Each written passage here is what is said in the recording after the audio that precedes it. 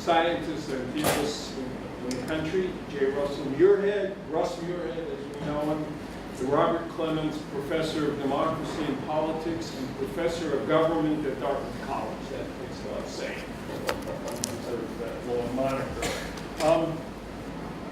Russ is remarkable because he does something that in our department I think we particularly appreciate, which is that he is both a student of the greatest thinkers in all of our politics, Aristotle, Locke, Rousseau, and others. He's a great student of the whole canon of political philosophy, but he loves politics, and he knows politics. He studies the institutions and the personalities of modern politics. And one way that he's chosen to marry his disparate interests are in these splendid books that he's written, which are not directly on the Constitution and the organs of government that it established, but they're on ancillary questions that are so vital for understanding the nature of our political regime. His first book is called Just Work, which means just work, and justice, not just work. It's kind of a tricky title. And what he does in that book is to take something that we don't often think of, I think, in political terms, and force us to recognize that in a society like ours where work is so central to the nature of who we are, that it is absolutely central to notions of our form of government and our notions of citizenship. And then more recently, he's written this remarkable book called The Promise of Party in a Polarized Age, in which he argues that partisanship, which is what our friends, the founders, most abhor, is indeed a critical aspect of our ability to do decent politics. And that what we have to aspire for is not overcoming partisanship, but engaging in a better form of partisanship. These are great contributions. I'm just going to end by quoting my dear colleague Shep Melnick in his review, one of his reviews of Russ's book about parties. He says, among the things that it likes is it combines political theory with an understanding of contemporary political science, from Aristotle to the Louisiana jungle primer.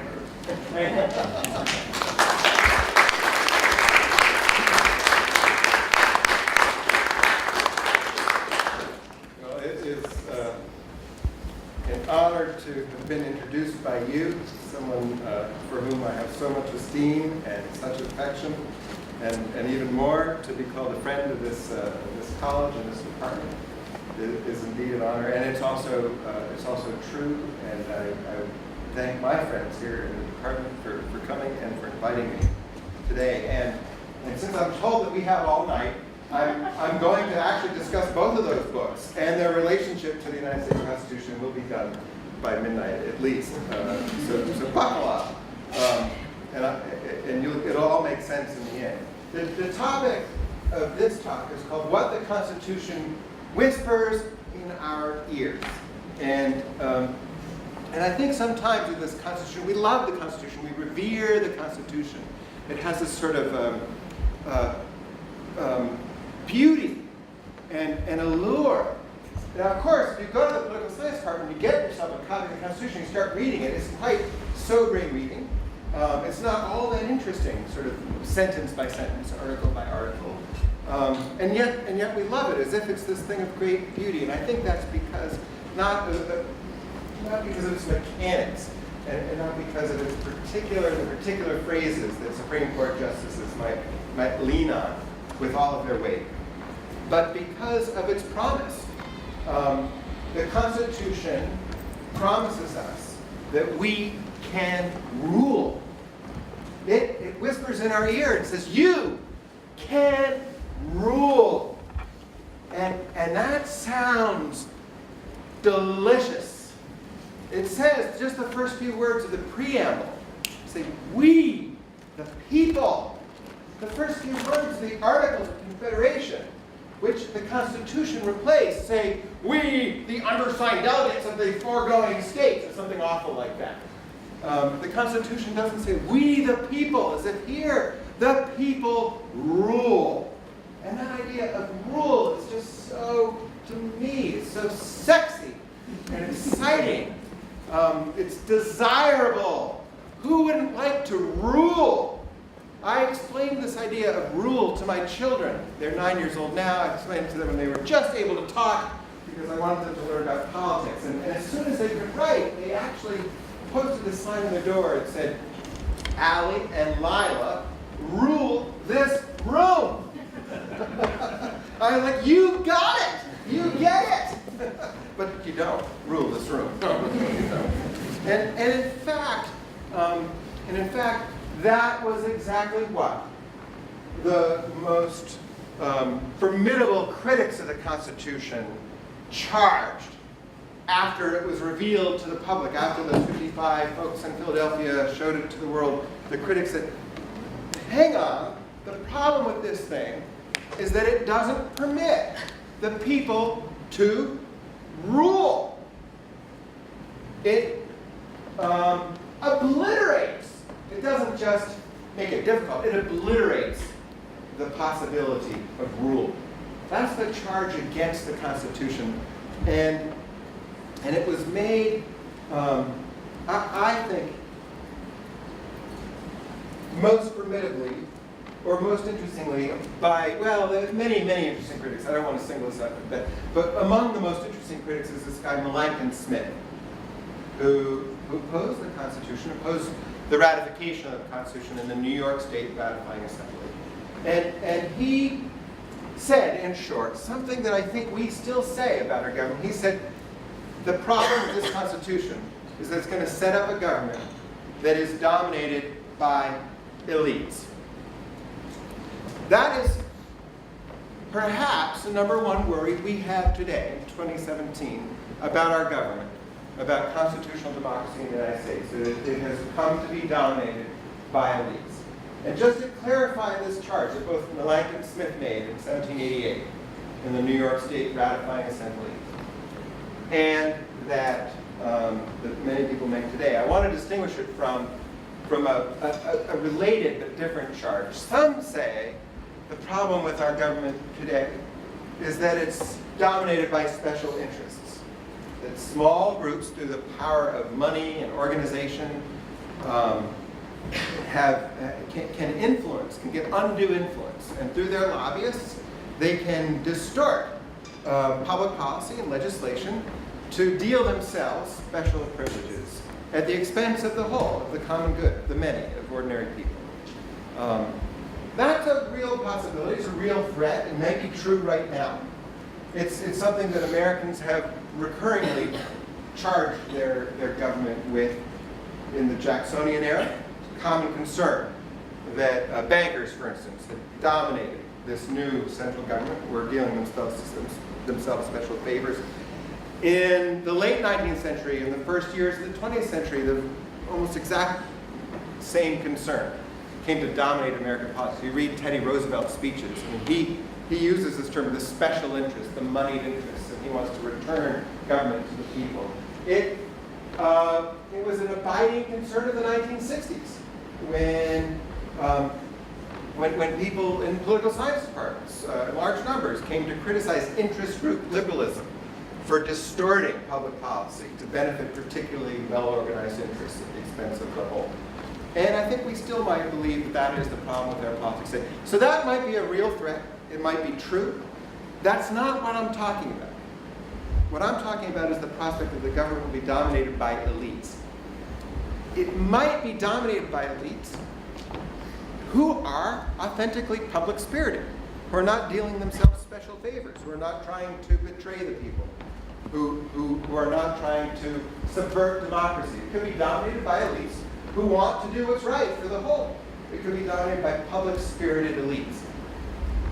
That, in the eyes of Melanchthon Smith, is still a problem. because those elites just don't understand. First of all, it's a problem for two reasons. One, those elites don't really understand the circumstances of ordinary people, and two, it's an insult. It's an insult to be governed by, to be ruled by your superiors. And it's an insult for exactly the same reason that this constitutional invitation, we can rule, is such an alluring prospect. So let me just turn to Melanchthon Smith and some of his comments in the New York ratifying convention, New York State ratifying convention, which I think is taking place in the summer of 1788. The Constitution was written in the summer of 1787. And I think that while these delegates to the New York State Constitutional Convention are deliberating, I think that the ninth state has ratified the Constitution. So now, it's going to become effective, and the only question for New York is whether they're going to join this new union or not. That's I think, the circumstance. Maybe June. I'm making that up. June 1788. Here's Melanchthon Smith. First, he shares an ideal of a legislature. The ideal legislature, in the eyes of Melanchthon Smith, will resemble almost exactly the actual population.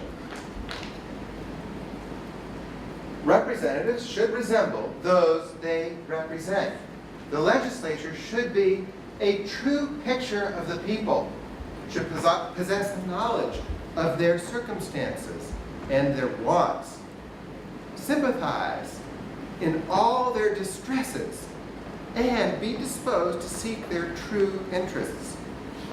The knowledge that's necessary to be a member of Congress or a senator, representative, not only comprehends extensive political and commercial information that's acquired by men of refined education,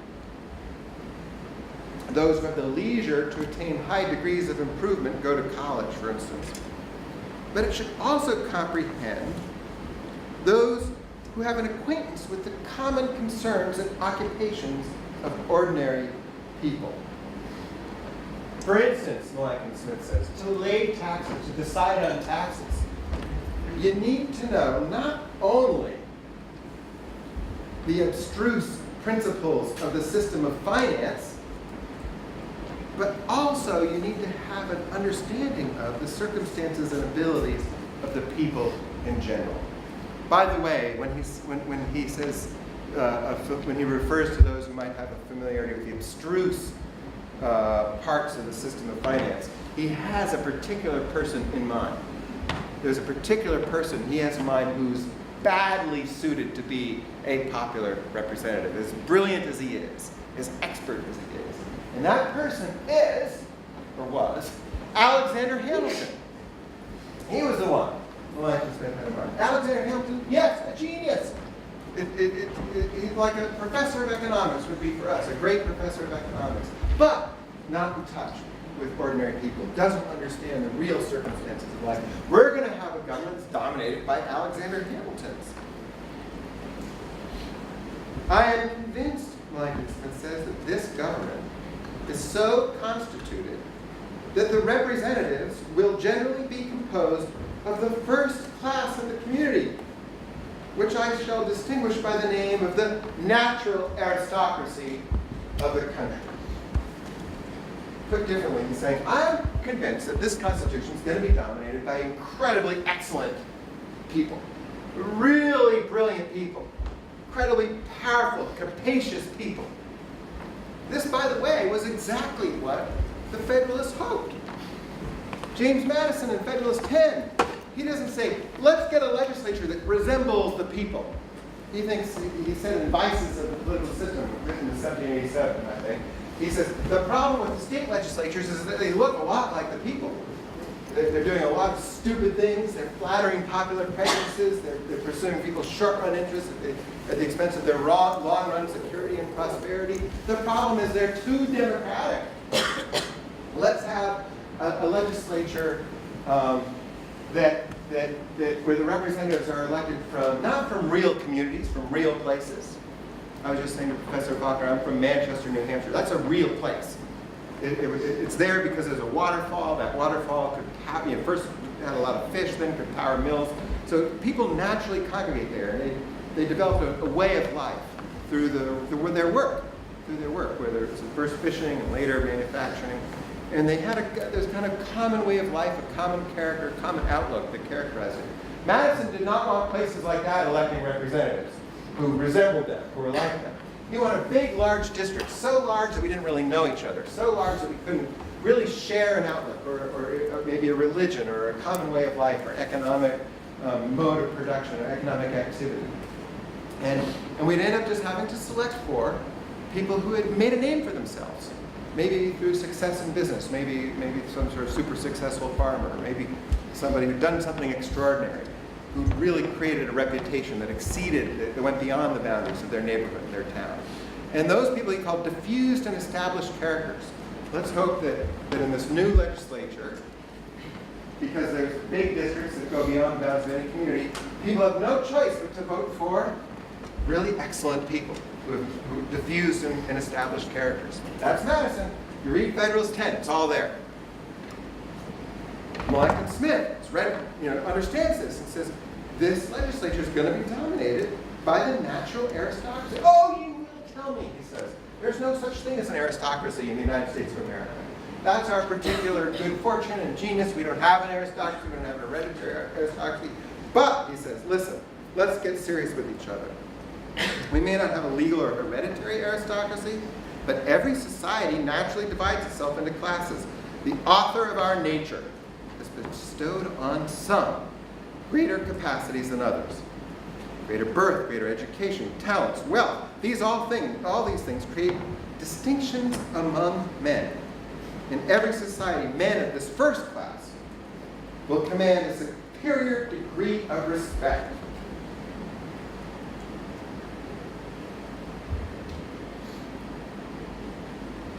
It's almost certain, he said, that this government will be dominated by the elites. Ordinary people won't be able to collect themselves and coordinate to elect one of their members to this government. If they manage to coordinate at all, it will probably only be by electing some popular demagogue, like Smith says, who will probably be destitute of principle. A substantial yeoman of sense and discernment will hardly ever be chosen. This government will fall into the hands of the few and the great. Government dominated by elites. What do the advocates of the Constitution say in response? Alexander Hamilton. He's there, actually, in this New York Ratifying Convention, debating Melanchthon Smith himself. So we can look to see what Alexander himself actually said back to Melanchthon Smith. Well, what did he say? He said, you're right. Government's going to be dominated by capable people. People who are more capable than average, smarter than average. And you know what? That's not going to matter. It's not going to deprive this government of the confidence of the people. Why? Because what people care about in their government isn't exactly who fills the slots in the legislature. They don't care about that. What they care about is what the government does. They want a government that works. Come on in, it's okay. They don't care whether it's few people or a large number of people, substantial yeomen in a large legislature, or really well-educated, capable people in a small legislature. They don't care. What they want is good administration. The confidence of the people will easily be gained, Hamilton said, by a good administration.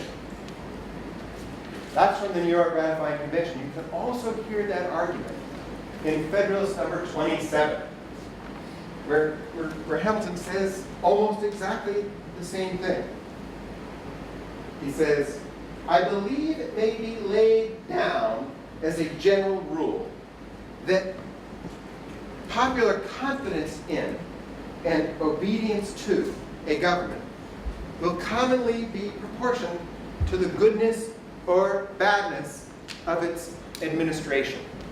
Thank you for bringing me, for stealing this chalk and bringing it to me, and I'm so delighted. I mean, I notice every time administration, got it, and rule.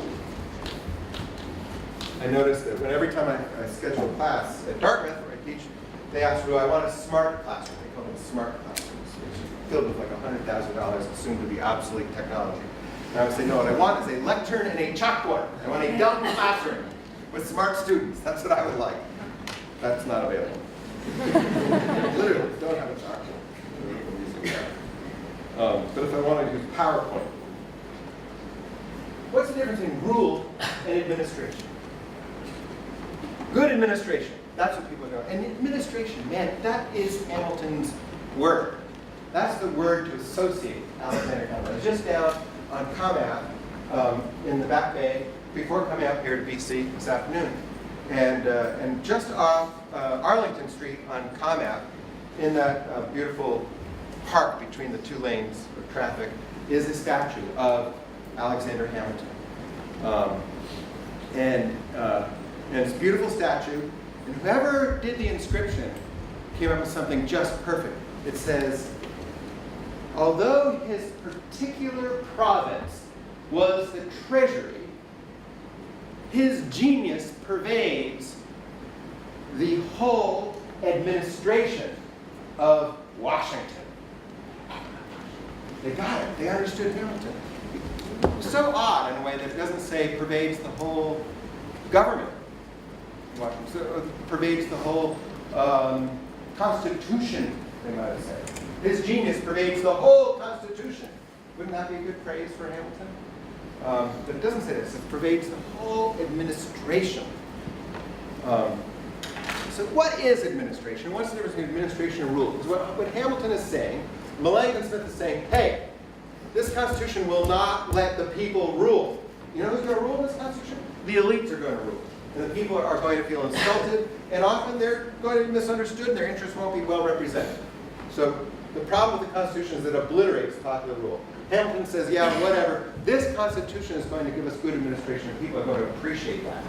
They're not necessarily going to participate in it. They're not going to directly rule. They're not going to share in rule. They're not going to rule and be ruled in turn. They're rather going to be administered over by a distant and very powerful central government that's probably going to get it right, going to administer very well. And if it does, they'll appreciate that government. They'll be obedient to it. They'll be loyal to it. So what is this administration? Well, rule, as I say, it's so sexy and so attractive because it's about having your way, getting your way. You can rule. You can impose your way on the room that my kids say they rule. Their way is the way in that room. If you rule the community, your way is the way in the community. You can use the authority of law to impose your way, your values, your beliefs, your interests, your priorities. You can impose through the coercive power of law. That's rule. I can even imagine, for instance, a pious people using the authority of law to say that on Sundays there will be no commerce, no commercial activity will take place. We will use Sundays to worship and rest, as was commanded by God. And we will not go shopping, so stores may not open. Especially liquor stores. They especially will not open on Sundays. That would be a kind of rule a religious people might use the law to undertake. And when I was a boy, that was the fact. You had to do all your shopping by 4 or 5 o'clock on Saturday because stores are going to be closed on Saturday. Everything was closed. Today, everything's open. So that idea of that, something happened. That kind of rule doesn't exist anymore. That's an example of rule. And so you can form a community, in that case, that helps reproduce a certain kind of character. A character that takes maybe Sunday Sabbath seriously. A character that takes a certain kind of worship seriously. You can use your community and the laws to recognize a certain kind of human type, the type you are, if you will. Your type gets recognized. Your type is publicly seen through these laws. It's satisfying and useful to be able to rule. Because of that, however, because if you rule and you can impose your way, those of us who don't necessarily share your priorities, your way of life, or your religion, will have reason to object. And we will contest your claim to rule. We will object, we'll contest, and we'll fight, so that instead of you, we can rule. So where politics is about rule, politics is a contest, often a very bloody contest. Some, especially in what we call the modern era, came to think that this contest over rule was a losing bargain for everybody. That, yes, we all want to rule, but we all have certain common interests in spite of this contest for rule, and we're not able to secure those interests because we're too busy fighting over who gets to rule. We all, for instance, want to avoid premature violent death. We all want security. We all want the security that comes with peace. We all want more rather than less, more food rather than less food, warmer clothes in the winter rather than fewer clothes. We want to be well-clad, well-housed, well-fed. That we all want, regardless of whether stores are open on Sunday. And the contest over rule was thought as getting in the way of serving interests we all have in common. What government should do is not confer the power to rule on one social group, on you and your friends, your buds, instead of others. It should rather administer to the interests that you have in common with every other person in the society. An interest in life, in liberty, and the pursuit of happiness. We have these common interests in peace and prosperity.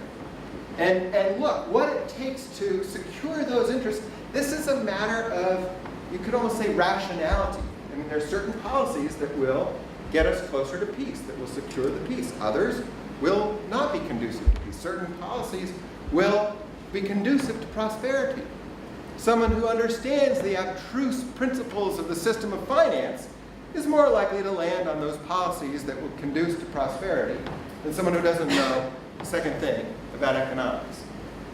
What matters, again, isn't exactly who rules, but what the power of government is used, what ends the power of government is used to serve. And if it's used to serve these ends that we all have in common, and the policies that are adopted are effective policies, then we have a good administration regardless of who happens to be there.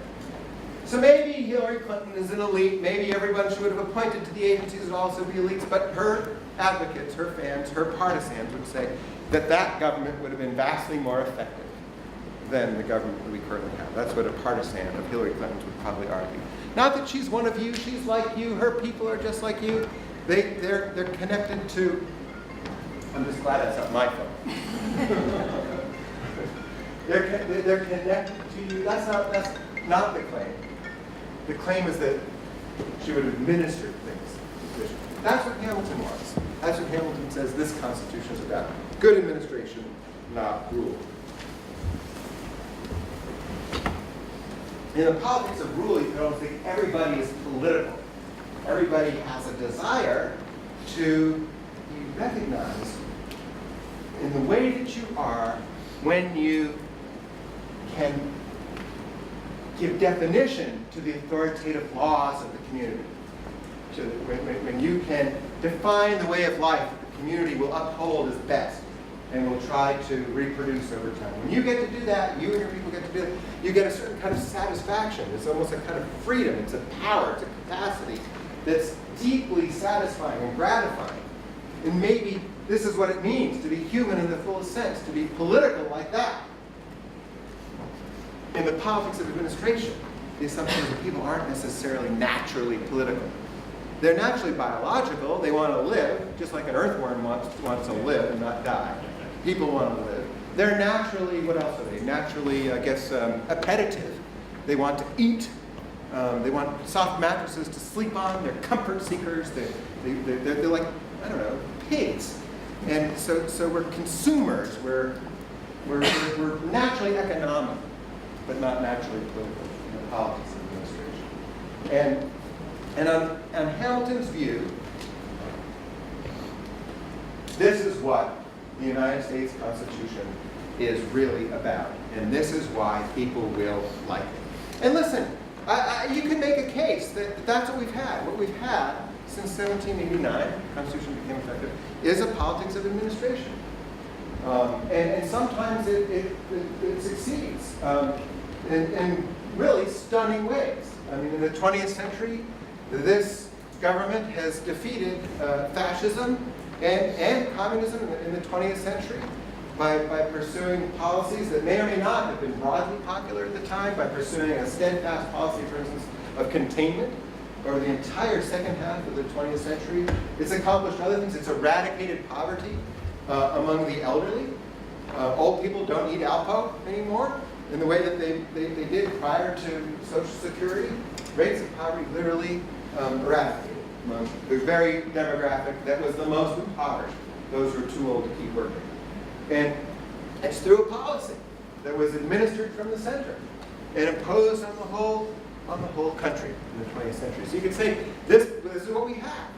We have an administrative government that rules over us, that uses expertise, very, very narrowly trained people, lawyers, many, many lawyers, economists, and other sorts of policy experts and PhDs to pursue, in the best case, policies that are in common interest. That's what it's done. So this whole thing I said at the beginning, the Constitution whispering in your ear, you can rule. All right, that's nice for 8th grade civics, but it's not the truth. You're all in university now. You can learn the truth. That's not what our Constitution is about, according to Alexander Hamilton. I, however, think that is still, I mean, I don't necessarily think Hamilton's wrong, but I think he is, at best, partly right. And he suffers a grave blind spot. He doesn't understand the allure of rule. He doesn't understand that the people will rule. And they will rule with or without their Constitution. If they can't rule with it, they will rule without it. It's that the Constitution to succeed has to satisfy this desire to rule. And it does offer this invitation. It does whisper in our ears, say, you can rule.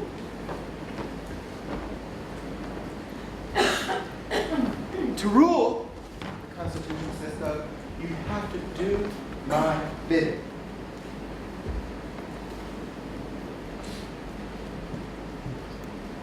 You have to assemble not just a majority, but a majority that pleases me. You have to assemble a constitutional majority. Since I have chalk, I will write the formula for the constitutional majority.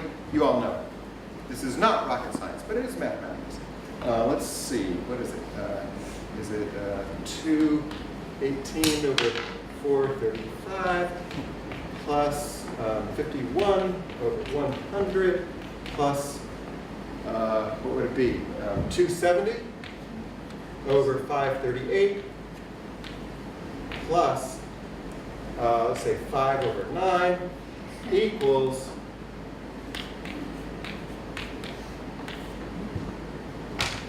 follow that formula. That's the constitutional formula.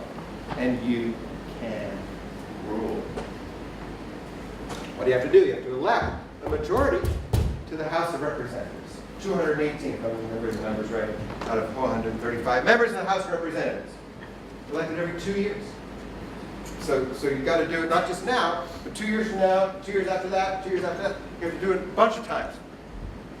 And then also, equally populated, majority and 435 equally populated districts, a majority from 50 very unequally populated but spatially dispersed districts called states.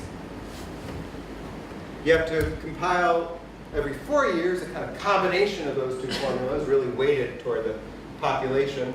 538 members of the Electoral College, and a majority there to elect the president. 270, you get to elect the president. And if you really want to be stickler about it, you've got to have a majority of people on the Supreme Court who kind of agree that what you're doing is, broadly speaking, constitutional. With that, you cannot be stopped. That majority, nothing can stop that majority from having its way. So there is, in fact, an invitation the Constitution issues. Say what you want, Alexander Hamilton. This was the real response he might have given to Smith. It does let the people rule. people just have to please the Constitution by assembling a constitutional majority. This majority, in contrast to an ordinary majority, like the majority that, what is it, Gallup or something, or some poll might detect tonight. Somebody's polling Trump's approval rating, or somebody's polling, Trump's, what do you think of Trump's, response to, the damage in Puerto Rico? And so there's some poll out there in the field right now. It's going to tell us tomorrow morning, and we're going to find out whether there's a majority of what. That's not, that means nothing to the Constitution. That kind of instantaneous time slice majority doesn't impress the Constitution at all. This majority, by contrast, is, let's just describe its physical characteristics in contrast to, let's say a simple majority. It is larger. It's more than just 50% plus one. So it's much larger. To elect a majority in the House, a majority in the Senate, you need more than just a bare majority of the U.S. population. It's more enduring in time, so it's more durable. And it's more dispersed in space, because you need to elect a majority to the Senate, which isn't just about numbers of people, it's sort of covering some ground. So it's a majority that's larger and more enduring, more durable, and more dispersed. Those are the physical characteristics of the constitutional majority.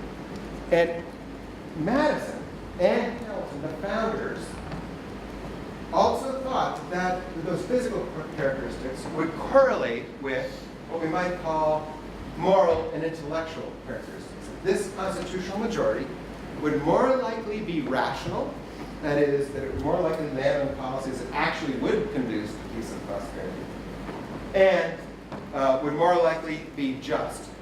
It would more likely be a majority that observed the rights of individuals.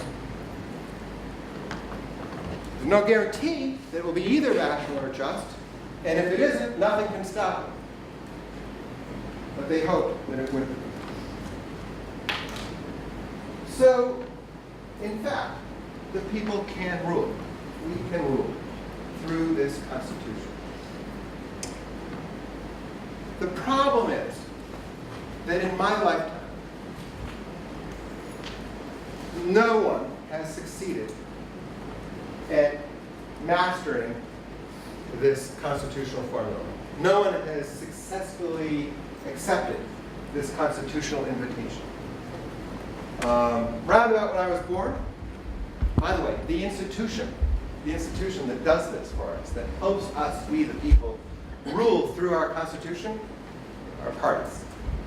The parties are these funny things that allow the people to collect a majority in the House, and then also coordinate that with the majority in the Senate, and coordinate that with the majority in the Electoral College that elects a president. And I don't want to say that justices should be partisan, so maybe I'll just sort of leave that to the side. But it's the party that's meant to do this. So when I was born, the Democratic Party controlled the entirety of the United States government. Andrew Johnson was president, and he spent that great majority that he inherited from the New Deal. Oh, sorry, Lyndon. Sorry, Andrew Johnson. When I was born, inhabiting the past rather than fully. Lyndon Johnson, LBJ, was president, and he spent this great majority that he inherited from Franklin Roosevelt on civil rights. He used it to pass the Civil Rights Act of 1964 and the Voting Rights Act of 1965. The day he passed the Civil Rights Act, Bill Moyers, his aide, came into the Oval Office, said, Mr. President, why are you looking so glum? You've just passed the most important piece of legislation since the Civil War amendments were passed. He said, I've just destroyed the Democratic majority for a generation. He knew exactly what the political effect would be. The whites in the South who voted Democratic because Lincoln fought the war would begin to stop voting Democratic. They would not vote for the party that passed civil rights. And he was right. Over a generation, they were recruited into the Republican Party. And the Democratic Party lost its coalition that had ruled for over 3 decades. He also spent it, you could say, in Vietnam. And through a failed war in Vietnam, that was really the reason why he couldn't run for re-election. The next time there's unified party control, Jimmy Carter is president. And Jimmy Carter's, you could say, his economic policies, hyper double-digit inflation defeats that unified Democratic majority inside of 4 years. Next time is unified party. Then for the first time, by the way, we get a true conservative for the first time, really, since Franklin Roosevelt was elected in 1932. We get a real conservative who begins to question the trajectory of the New Deal and the logic of the New Deal directly. If government isn't the solution to your problem, government is the problem, he says in his inaugural address while Reagan in 1981. But he does not elect conservative majorities in the House and in the Senate. Stubborn New Deal Democrats keep getting elected. So there's divided government. You don't get unified government again, if I'm remembering correctly, correct me if I'm wrong, till 1992. When Bill Clinton is elected, and if you're a Democrat, yee-haw, you're back in the saddle. You can rule. Again, guess what the Democrats think? We are going to rule. We're back with it, man. The New Deal is coming back. You know what we're going to do? We're going to do that thing we've been trying to do since Truman was president. We're going to pass national health care, universal health care. Hillary, get on it. Yeah. 2 years later, gone. The majority's gone. 1994, Republicans take them. A majority of the House of Representatives, the first time in about 45 years. Not a unified government again until 2000. There is for a few months before Jeffords becomes in the Senate, becomes a Democrat. 2002, George W. Bush is president. Unified Republican control. His strategist, Karl Rove, is like, you know what? We are going to assemble a durable governing majority. We're going to pursue policies that are so broadly popular, we're going to rule for a generation. And I'm the sort of genius that can make this happen. We're not just here for a couple years. Karl Rove, he heard he heard what the Constitution was whispering. He listened very carefully to it. He knew what it offered, and he aimed for it. Why didn't he get it? I mean, it was going to be not just like super extreme conservatism. It was going to be compassionate conservatism. I know none of you were born when George W. Bush was president, but that's the way it was. Compassionate conservatism brought even a new benefit, prescription drugs, a new entitlement, along with certain kinds of distinctly conservative principles, like maybe privatizing Social Security. That majority gone by 2006. In 2006, the House goes Democratic. And it's gone. Why? Iraq. By 2006, people realized like this thing, which was supposed to be 6 days, 6 weeks, but not 6 months, was going to take 60 years and still probably wouldn't succeed. And they weren't happy about it. And so they threw the Republicans out of the House in 2006. 2008, you get unified Democratic control. How long does that last? You're old enough to know that. 2 years. Obama loses it by 2010. Why? I mean, you can say anything, really. What do you think? Healthcare. Yeah, healthcare. It's healthcare. So what we see is the inability, my entire lifetime, the inability of the people to rule through their constitution. The inability of the people to use the parties, the two parties we've inherited, new parties, any parties, to put this formula together and make it work. And what we're seeing right now in 2017, what we're feeling is enormous frustration with our government and with our Constitution. Much as we revere it, much as we love it, it doesn't feel like it's working for us because we're not able to come together and make and rule through it. And as Malcolm Smith could have told Alexander Hamilton, if the people can't rule with their Constitution, they will rule without it. They will not. They will not go passive and say, okay, Ivy Leaguers, adopt some good policies for us. Just administer things well. We're too busy working to care. They will rule, whether they can rule with their Constitution or without it. And frankly, I think that frustration explains something of the election results in 2016. I don't know what fraction of the results. Something of those results is explained by this. And this is the challenge for you, for your generation. A lot of us, a lot of your teachers are, in a sense, I hate to say it, too old to make a difference. And right now, you're too young to make a difference. But that won't last for long. Soon enough, you'll be coming into your power as citizens. And the challenge for you will be to make this Constitution work, to try to cobble together a majority that's large enough and enduring enough and diverse enough in space and in ideas to bring together the people over a long period of time and give them the satisfaction of union over themselves. That's the challenge.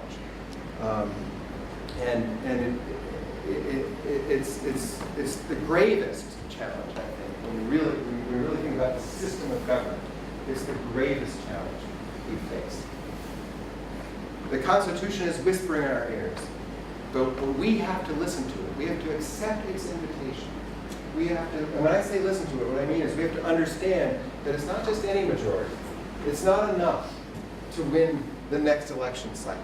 It's not enough to come up with that, to go to the focus groups and figure out what's going to work, right now. What cynical strategy is going to work in 2020 or 2018? That's not what we need. What we need is a real public philosophy that can bring people together and pull them together in large numbers and pursue policies that are broadly in the common interest and can evoke a certain kind of appreciation that Hamilton thought the United States Constitution would evoke at its best. So let me stop there. The summary of the talk is, what the Constitution whispers in our ear. It whispers, you can rule. The criticism of the Constitution is, oh no, you can't.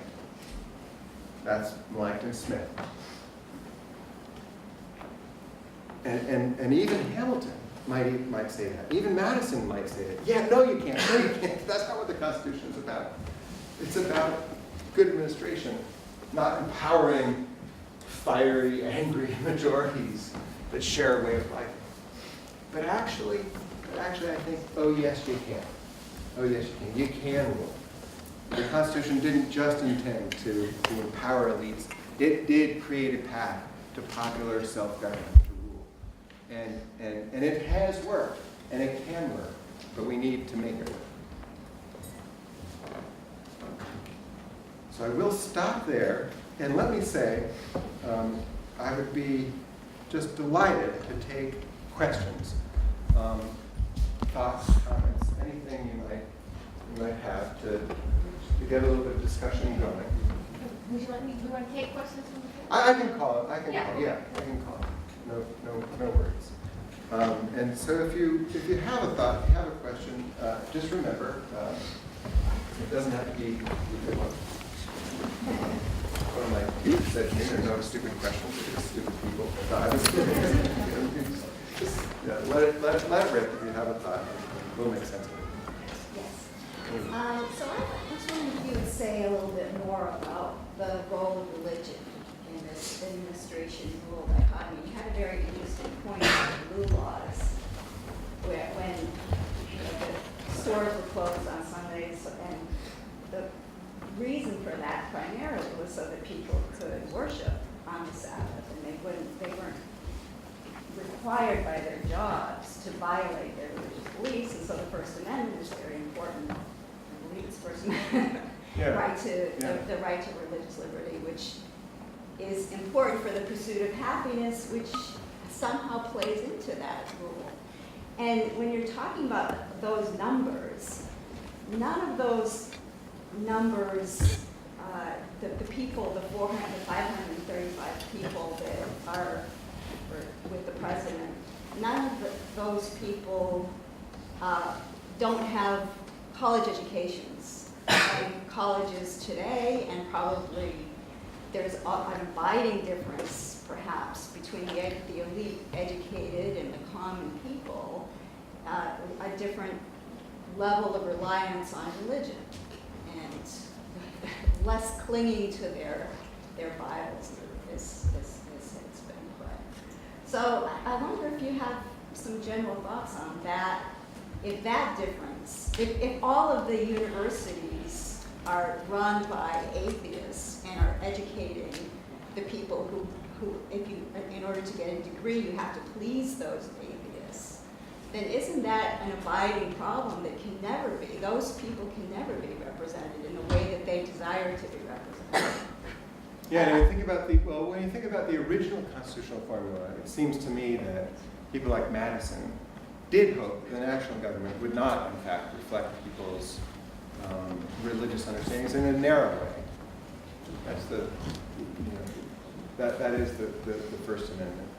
I think he thought that the states would, the state governments would continue to be informed by local religious majorities. There might be Catholics in Maryland and Congregationalists in Massachusetts, and so have slightly different religious regimes at the state level. So there might be some sort of the kind of rule, when I talk about rule, that the Constitution doesn't entirely permit, is still available to people politically in 1790 or 1800. You look at the Massachusetts State Constitution of 1780, which is largely authored by John Adams, and it has a sort of religious clause in it that I think provides for the state to tax people to support local ministers. I have to look back to check on the exact provision.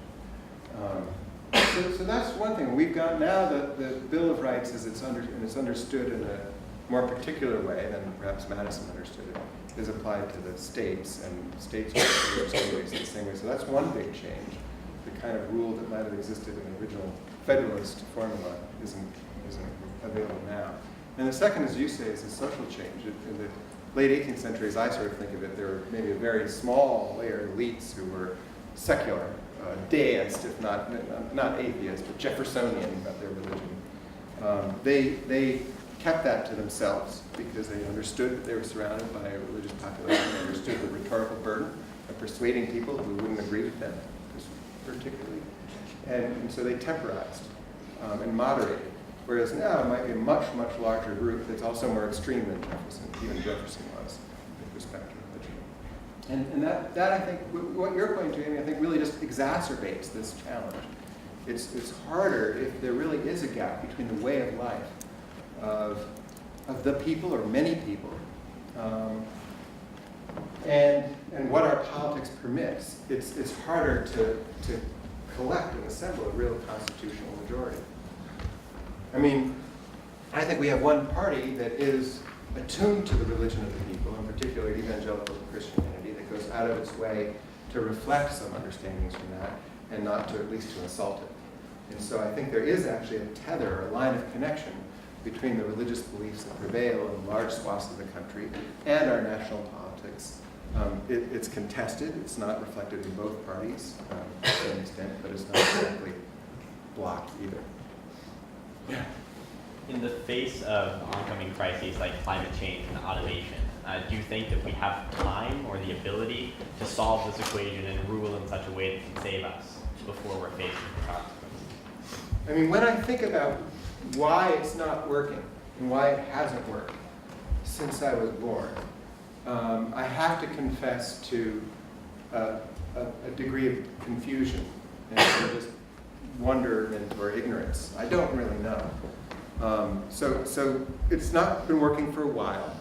Automation is relatively recent. It stopped working well before automation changed the character, say, of manufacturing work in the United States. So I wouldn't necessarily, automation may compound the problem. I wouldn't say it's responsible for the problem. I mean, one thing I think that is responsible is that I think the welfare state has hit its limit. There's a certain kind of, the logic, for instance, of the New Deal is to address common problems through government programs that provide benefits, maybe even entitlements that allow everyone a certain kind of claim.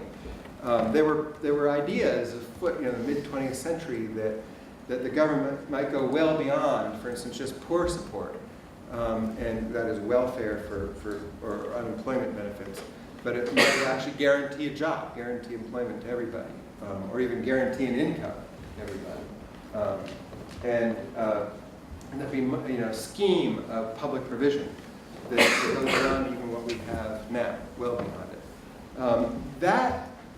That trajectory toward ever increasing public provision and expanding entitlement was, if not arrested, significantly slowed or impeded in 1980 with the rise of tax cut conservatism.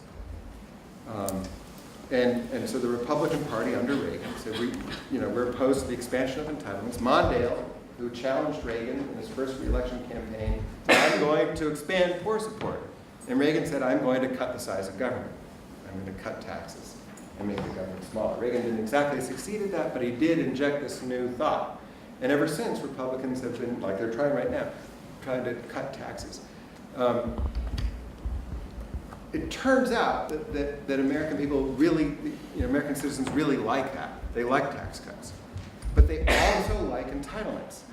They like expanded entitlements. And so they vote for tax cuts, and they also vote for expanded entitlements. They vote for expanded entitlements sometimes through Republicans who offer them, more likely through Democrats who offer them. They vote for tax cuts with Republicans. So they're voting for both. Sometimes they split the control of government between the two. Sometimes they alternate back and forth. But it seems like we want both of those things. We want a prescription drug benefit. We want health care as a right, but we do not want to pay more taxes. And at the upper marginal rates, if you're in, say, New York City or something, you could easily be paying low 50%, even higher. So a lot of people are saying that's the limit. And that makes it very hard to create a majority that's based on a new scheme of public provision, say a guaranteed minimum income, that's going to require an expanded tax base. So I think that's just one sort of structural feature in our politics. We're not willing, as a people, to resolve on a public philosophy that says we would rather have lower taxes and limited benefits. Stop now. And we're also not willing to resolve, we really would rather have a more expansive state, a more expansive set of benefits, and much higher taxes. And if we could resolve one way or the other, we might be able to rule. But we're ambivalent. We're split between these two things. That's where I see the problem, maybe as much as automation. I want to come back to automation. I'll try to come back to automation. Yeah, towards the end you were talking about like public philosophy for the future that would sort of benefit the United States, or like the growth of that in the future, or like the way that maybe ought to happen. Yeah. Can you maybe describe some, like if you can, some of the characteristics of that public philosophy, or a way? Could I describe the public philosophy? It hasn't yet occurred, but yeah. Yeah, great. The way you thought about it. So this idea, this sort of term I throw out, public philosophy, is, you could say it would be an account of what government's for, an account of the great goals. There might be a sort of abstract and moral, you could say equality, security, plenty, or something like that. The great goals that define our community, and it would link those great goals to particular policies. And so right now, for instance, I think it's fair to say that the Democratic Party does think of it does think that health care, access to health care, is part of the social contract. What it means to be a citizen of the United States is that we should work together to subsidize each other's access to health care. So if somebody gets in a car accident, doesn't have health insurance, we say, well, that person should get the emergency care they need. And all the other health care, and whether they happen to have insurance or not. Because that accident happened to have, it occurred here in our political community. And that's what we're about. We want to make sure everyone who has medical need has access to health care. So the Democratic Party has that. It's sort of a feature of citizenship as the Democratic Party understands it. It doesn't see health care as, say, a hotel room. If you can't afford a hotel room, tough luck. Don't lie to me about it. Go buy a tent. Don't travel. Stay at home. I don't care. Figure it out. We don't think that we owe each other hotel rooms when we want to have them. Or weeks in Aspen skiing. Can't make it to Aspen this winter because it's too expensive. I don't care. That's not my problem. But if you have a medical need, well, that is my problem as a fellow citizen. I'm going to help pay for it. That's the Democratic Party's view. And they have a policy that's connected to it, a set of policies, a goal, and goals. So some say Medicare for all, or single payer, or whatever. That's just one piece of a public philosophy. I don't think that's working for the Democrats. It didn't work for Obama in 2008. It actually caused him to lose the Democratic majority in the House, not to expand and solidify his majority. The attack on that also isn't working for Republicans. So I would say out there in the people, the minds of the people, with respect to just that discrete item, we're very ambivalent, going back to my previous answer. So we need to maybe hammer out and resolve on a new public philosophy. And it may require a certain kind of character and moral fortitude. it may require citizens to be willing to make tough choices for themselves. One tough choice would be to say, if you're down with the Democrats' plan, we're going to pay more. I'm ready to pay more, we need to pay more. It might be, we're going to get less. There are lots of things that we like to do for each other as citizens, but the expense is just unaffordable.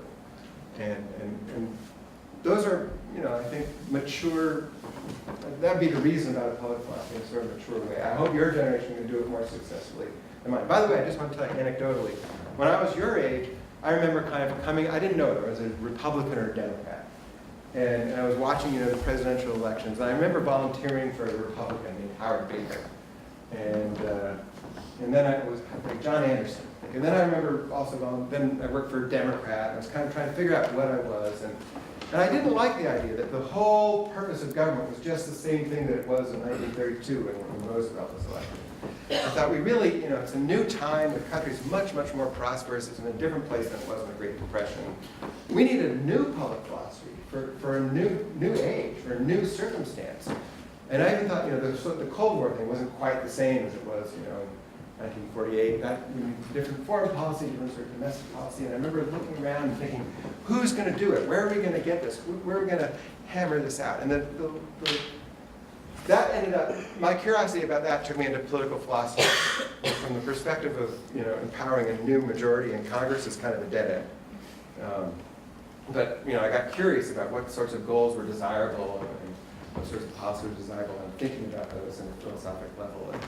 And anyway, the thing that I was looking for in 1984, it still hasn't. Nobody did succeed in hammering it out. I think we see a lot of Democrats recycle essentially the New Deal of public philosophy, and I think we have a lot of Republicans that have given themselves over to a delusional and extreme rejection of that public philosophy, and neither of those are working. For instance, let me say, Reagan, he did say, government's not the solution to your problems, government is the problem. And that's the sort of that's the sort of founding moment of a certain kind of conservatism that just wants to burn the New Deal state down, to destroy what they call the administrative state, a state that was built up beginning in the progressive era and then expanded in the New Deal and expanded even more in World War II. But there's another Reagan who said, I was a New Deal Democrat. Who loved Franklin Roosevelt and who looked up to Franklin Roosevelt and cherished the memory of Franklin, the example of Franklin Roosevelt, and who said, I didn't leave the Democratic Party. The Democratic Party left me. The fundamental goals of the New Deal, Reagan agreed with. But the Democratic Party, in his view, became too extreme and actually betrayed those very goals by becoming more extreme. So that's the seed of a different kind of conservatism, not this extreme burn it down, get rid of the administration. And I think if the Republican Party followed that, it might arrive at a public philosophy that is more successful than the one it currently holds in the Democratic Party. Yes? Something you reiterated was with the issue of elites ruling in a sense. Right on, yeah. I feel though also that we want the best of the best to lead us. Yeah. But then the issue is often when we hear the word elite, we think of wealthy, well-educated, etc. But sometimes they don't know what it's like to be an ordinary citizen.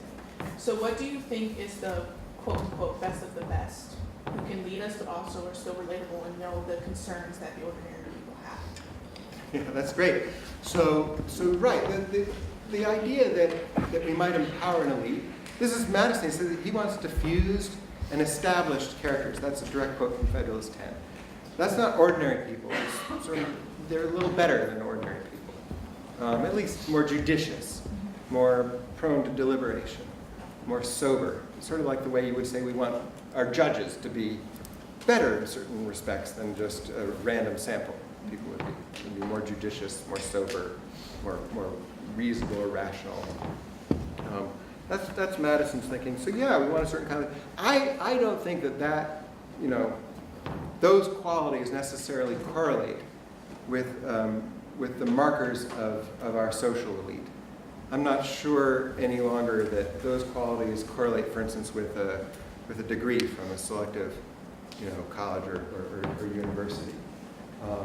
So I think we could agree with Madison and say, look, we want diffuse and established characters, but I think we could also agree with those who say our government is being dominated by a certain kind of social elite that is not just out of touch, it's also not as reflective and deliberative and judicious and comprehensive in its purview as it ought to be. It's often very narrow and very intolerant, very ideological. And so we in a way have the worst of all worlds. We have an elite, but not an elite that's elite for its moral and intellectual qualities, an elite that's elite just because of its credentials. And so that's one thing I would offer you, is that we could believe in a better elite than the one we have. We don't have to reject the idea of an elite, that there are certain qualities that are excellent in human beings, certain qualities of heart and of mind that are excellent and admirable, and that we should hope that our representatives disproportionately possess those qualities and possess them in greater abundance than the rest of us do ordinarily. That's I think a worthy aspiration for representative government. But I don't know that, I just think it's a mistake to suppose that people with Harvard degrees have those qualities. And the other thing is, we need an elite that is connected in its manners and its understanding to the street. And this is the other thing that parties are meant to do. Parties are meant to be connected to not just the official institutions of government, Senate, Congress, the President, but also to the neighborhood, to the culture, to the church, to the street. And so there's a kind of bilingualism that the best partisans have. They can debate public policy. They can think about foreign policy, and they're available to experts, and the experts are available to them. They're educated. They educate themselves. They hold hearings, for instance, when they're in office. But they also understand their people, their place, and they can speak that language. And I think Hamilton, just to pick on him a little bit, I love Hamilton. But he had no feel for the people. He had no feel for the vernacular. He couldn't speak it. He alienated ordinary people. Brilliant in public. He was not a corrupt. He was not venal. He was not, a special interest guy. He was as public spirited as any human being who's ever participated in American public life. But he was an elite, and his attunement was to the elite, even though.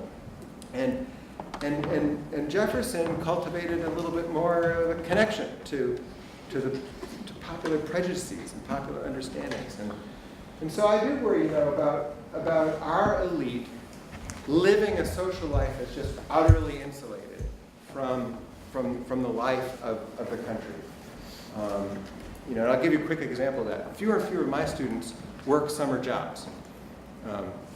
They intern at places. They intern in really fancy places, like banks. And I don't want to say that, I wouldn't necessarily recommend my experience to anybody, but I remember I was a house painter when I was in college in the summertime, and, with friends from high school, and we went around trying to get people, God help those people, to pay us to paint their houses. And, that didn't help us advance in our careers. It didn't get us connected to powerful institutions or powerful people. We just earned a little bit of money to go back to college with in the fall. But I think I'd rather see today a world where people are working in the summer, working in a restaurant, working in a car wash or something, than a world where those who have economic and social and educational advantages are just segmenting themselves in a little sphere where they only encounter each other. And the more they do that, the more out of touch at the level of manners and instincts they're going to be from their own country. And the harder it's going to be for them to succeed at leading their country, listening to the constitutional invitation, and assembling a real constitutional majority. And if I were to pick on Hillary, whom I really admire, and who I think has gotten really a bad rap over the last 2 decades, what I would say is she did not have much of a common touch. She just didn't. I mean, part of her, so she couldn't communicate her great virtue to ordinary people as convincingly as she really should have. And it's a shame. It's a shame. So I think we need our elites to have that. We need our elites to have that for all sorts of reasons. Yes? You mentioned that political parties are the way for people to rule through administration. What do you think of like the recent fracturing of the two-party system? And do you think in the future there's a possibility for a multi-party system where majorities are formed through coalitions on an individual issue-to-issue basis? On an individual issue basis. Well,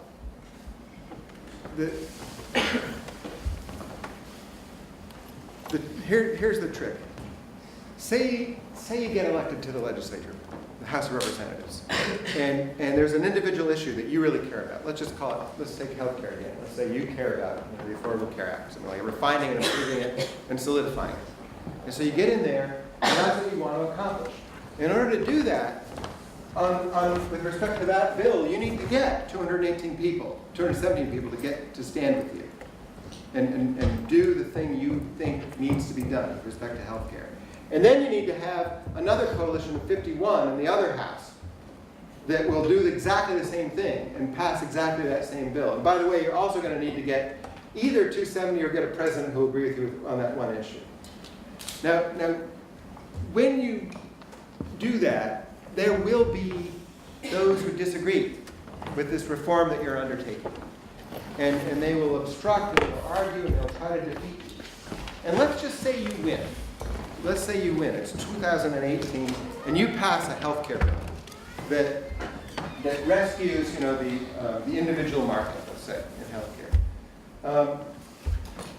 In order for that to be effective, you need to not just pass it in 2018, you need to protect it in 2020. Because there'll still be people in 2020 who think you did the wrong thing. And they're going to pass a different bill that dilutes or guts or overturns, repeals the thing you passed. And so it's not enough to just have this thing in 2018 and pass that beautiful bill. Let's say single issue or cap and trade.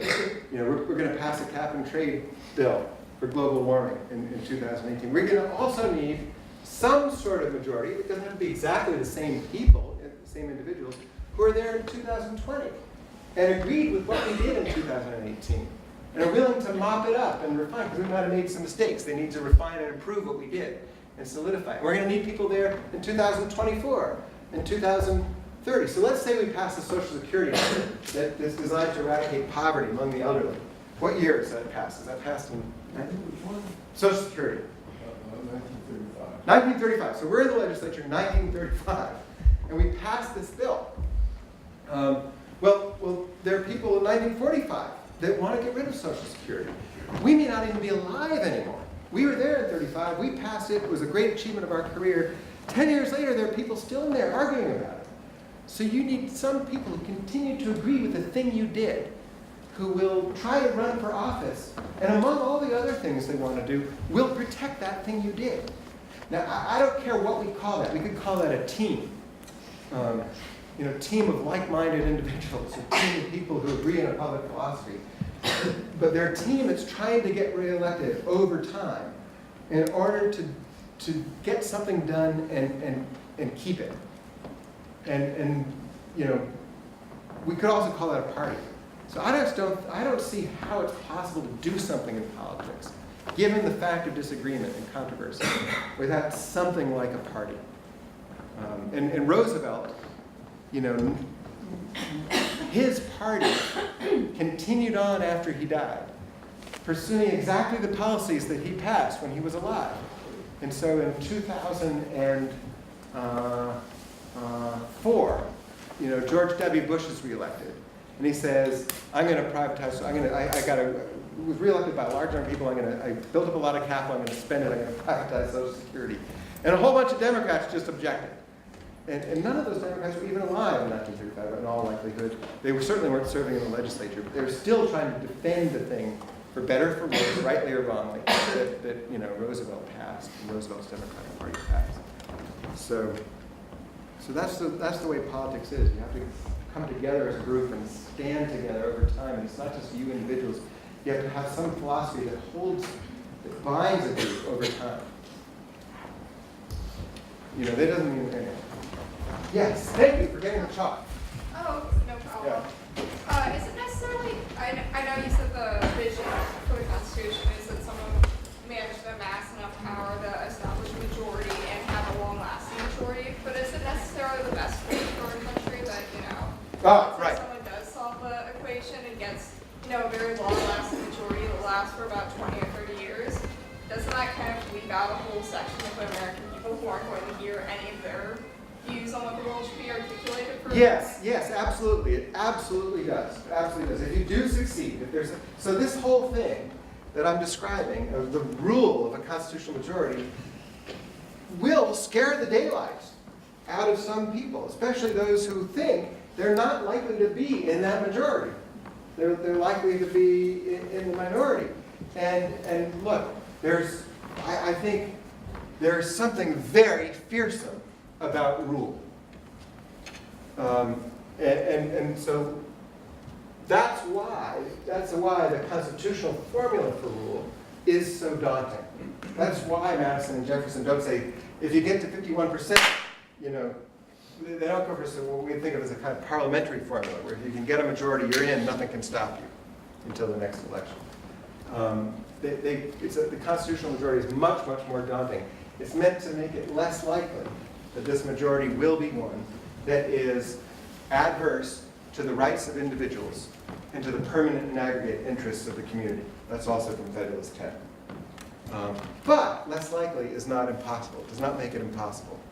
And so you could have a white majority that is perfectly willing to oppress blacks and maybe even to maintain slavery and satisfy the constitutional majority, depending on the proportions. You could have slavery for a century under this majority. So the rule is very dangerous, and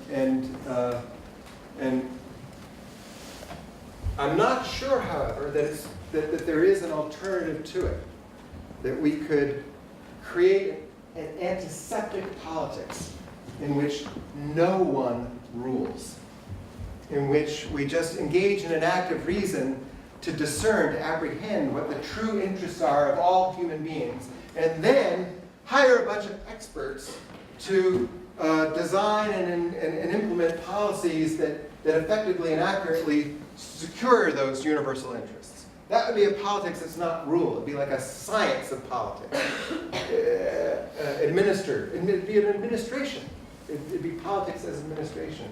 And I think that although there's something to it, is a false ideal.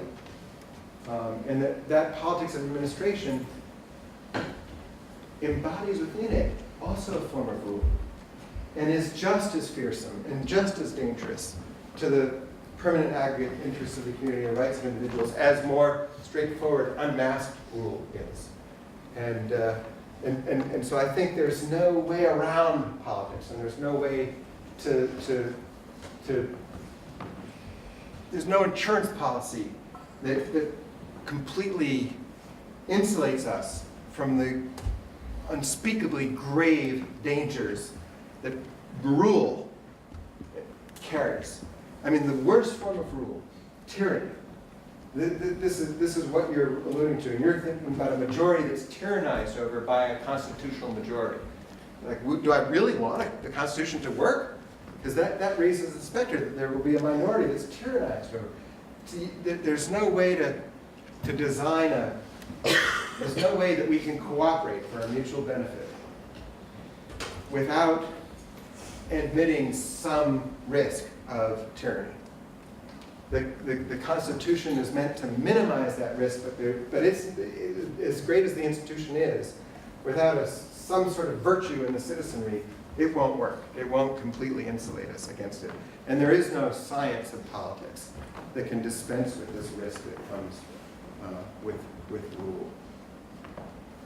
And I have time for two questions. I will try to discipline myself to give you crisp and insightful answers. You talked about Hamilton's argument that it's okay if the elite are ruling because the administration is so sound, and maybe perhaps because our Constitution is so sound, and that the elitism will be maybe tamed. But what would he say in the inverse?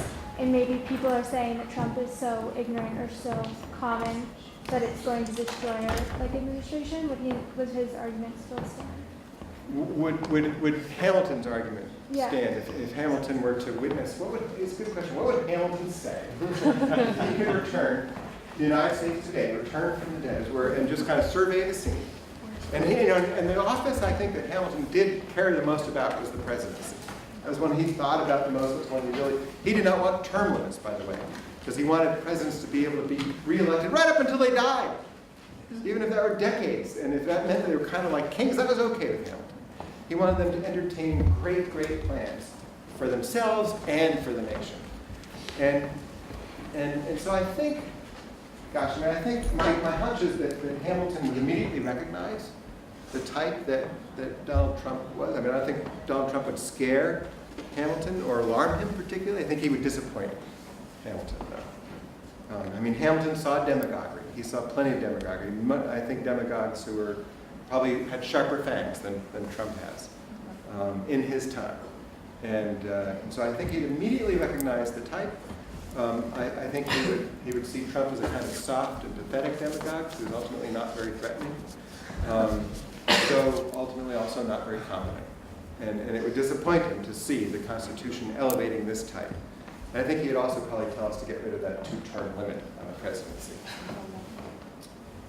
That's speculation from beginning to end. There's no expertise in that. So if you think Hamilton would say something different about Trump than what I just said, I would love to hear that. And there's high probability that you're onto something that's more true than what I just said. But it's interesting to speculate about. You've talked a lot about parties and how you think they're really necessary, and kind of an interesting court case coming up.